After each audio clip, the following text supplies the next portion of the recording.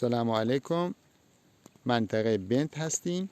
اینجا یه نوع بازی رواج داره که میخوام یکی از دوستان توضیح بده. بابا توضیح بده در مورد بازی چی میشه؟ یه بازی نامی چوکوه و 4 نفریم، تعداد 4 نفره و 2 نفر با همین دیگه 2 نفر با همه شی که شوشی بجنه کیو ببند یه داوا ببند شی 8 و یه داوا ببند شی 4 و شی هم 2 یه داوا هم 3 یه هر طرفیه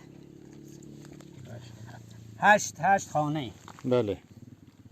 8 خانه. وقتی که شی یک برتی آهی گوشن کانت یا دیگه که آیا نبرد کلا یا طرفی برد آیا گوشن کانت کیت ها یکی کانت یکی کیت. یکی کیت. خب تمام. خب چیز شن تکان دی سنگمه؟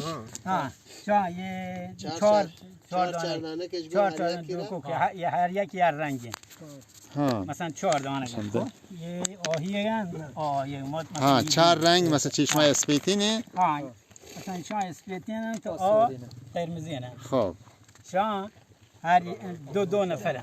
خب دو نفرن. یه دیگه نفرن که مثلا اگر آیه 4 جهت 6 دان رو اگر 6 هم جهت 4 چه طرف رو از طرف چپ رایتون. ها خب بجا الان شی پده مثلا نیست یعنی که مور ها. دیگه صفره. صفر خب الان نه الان یه پده الان شی 2 نه شی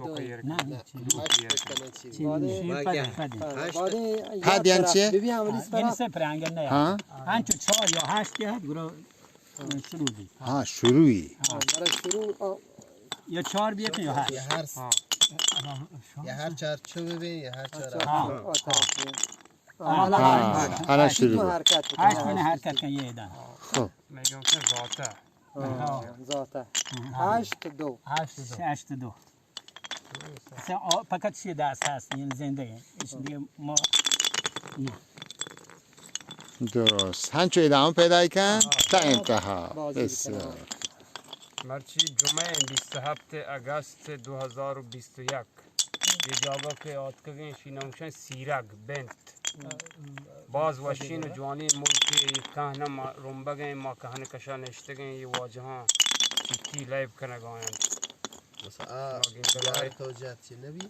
نه شیگه دست باید من و واجه موری ارباب و واجه حبیب جان و واجه شریف زاده و محمد جان آتکگین بنت مانده واجه منت واریم اجا. اه